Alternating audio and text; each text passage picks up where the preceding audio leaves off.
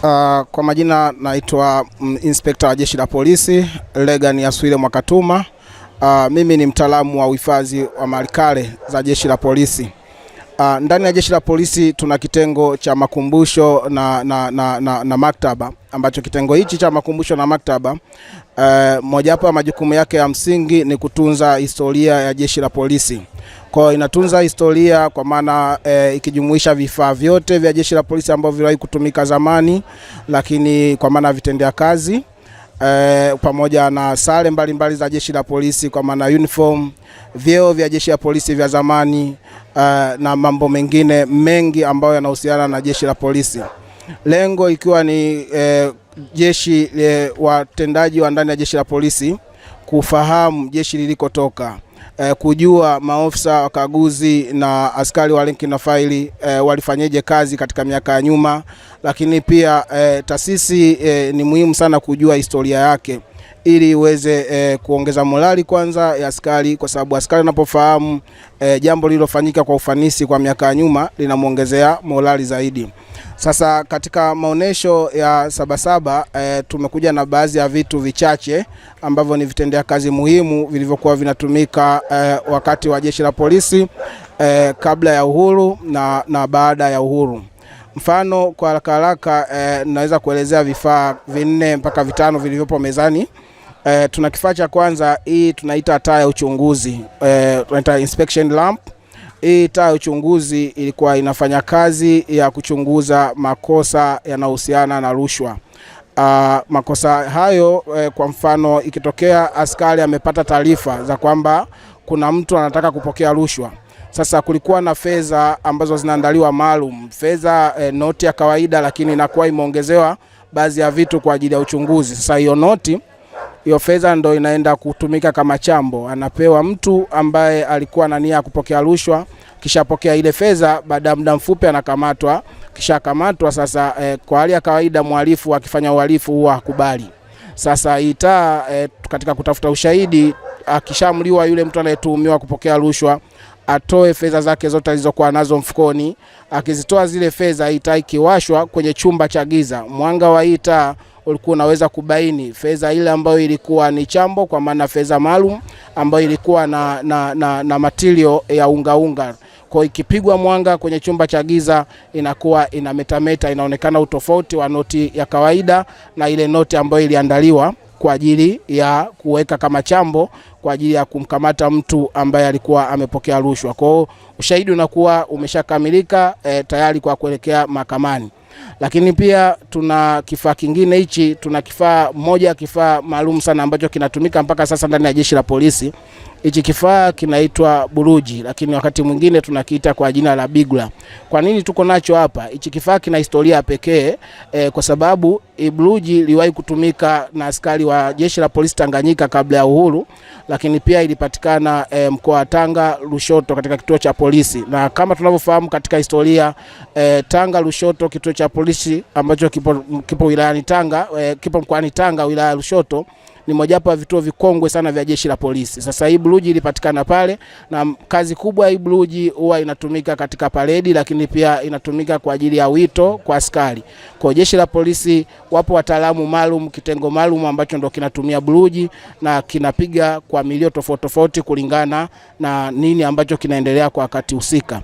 Lakini pia tuna kifaa kingine, tuna kifaa hichi hapa ambacho katika maonesho yetu ya Sabasaba wananchi wamekuwa wakivutiwa sana, kwa sababu baadhi ya wananchi wamekuwa wakifikiria kwamba huu ni ungo, lakini huu sio ungo. Hii ni ngao, lakini pia ni ngao ambayo ilitengenezwa na wananchi wa Tanganyika kabla ya uhuru, wakiwa wanaitumia kwa ajili ya askari wa kikosi cha kutuliza ghasia, ndio waliokuwa wanaitumia. Kwa hiyo ilitengenezwa na askari wazawa, namaanisha askari wa Jeshi la Polisi Tanganyika kabla ya uhuru, na lengo ilikuwa ni kwa ajili ya kujikinga wanapoenda kutuliza ghasia.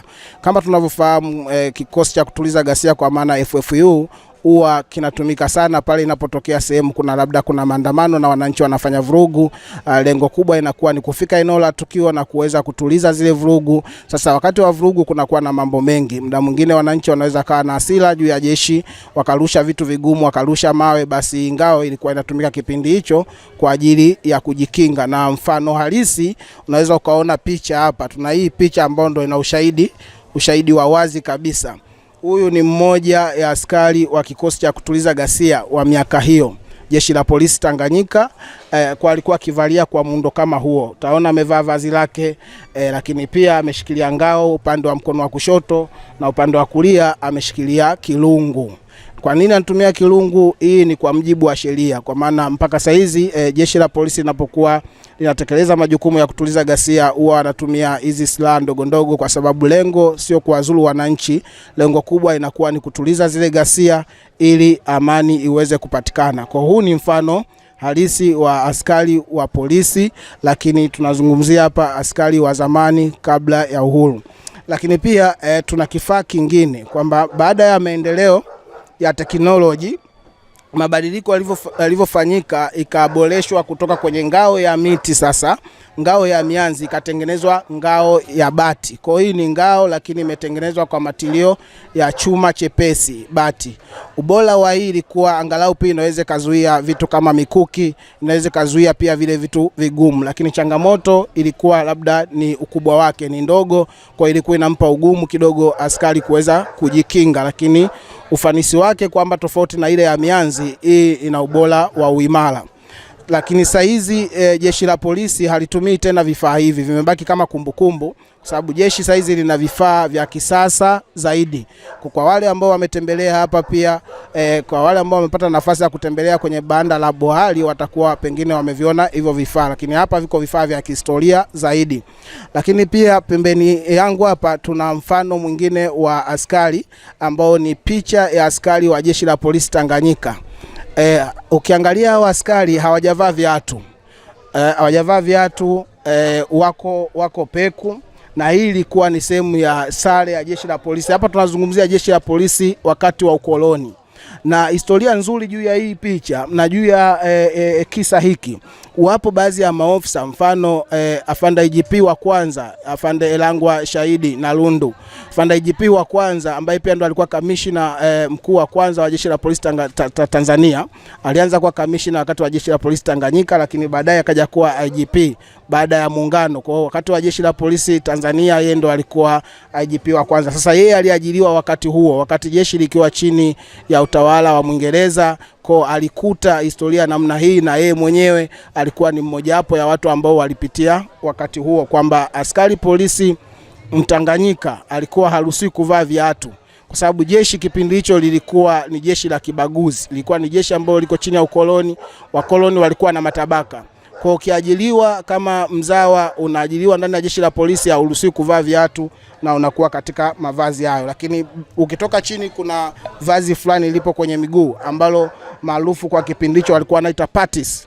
Patis hizo sio soksi wala sio suruali. Kwa amevaa kabutura, lakini chini yake kuna vazi lipo kama soksi, lakini limeanzia chini ya unyayo kwa juu na chini ya magoti. Kwa inaitwa patis. Lengo ni kumkinga askari juu ya vitu vigumu anapokuwa katika utekelezaji wa majukumu yake.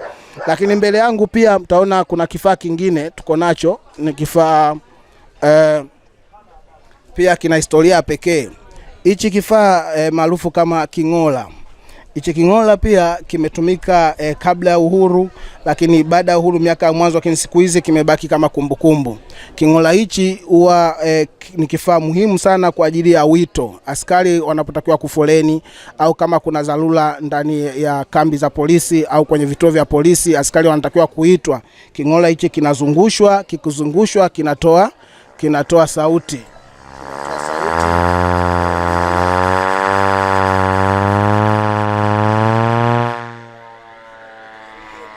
Kinatoa sauti namna hii, na kinavyozidi kuzungushwa kinatoa sauti. Sasa tumekihifadhi kwa sababu ni mojawapo ya kifaa kikongwe, kina miaka mingi.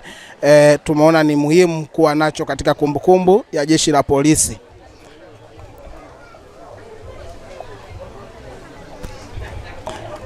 Hivi ni baadhi ya vifaa ambavyo tuko navyo kwenye kamisheni yetu ya uchunguzi wa kisayansi kwa upande wa kitengo cha makumbusho na maktaba, lakini katika uhifadhi wetu tuna vifaa vingi ambavyo vimehifadhiwa ndani ya makumbusho. Kwa wale ambao wanaweza kupata nafasi kutembelea kitengo cha makumbusho, wanaweza wakajifunza mambo mengi kuhusiana na historia ya Jeshi la Polisi.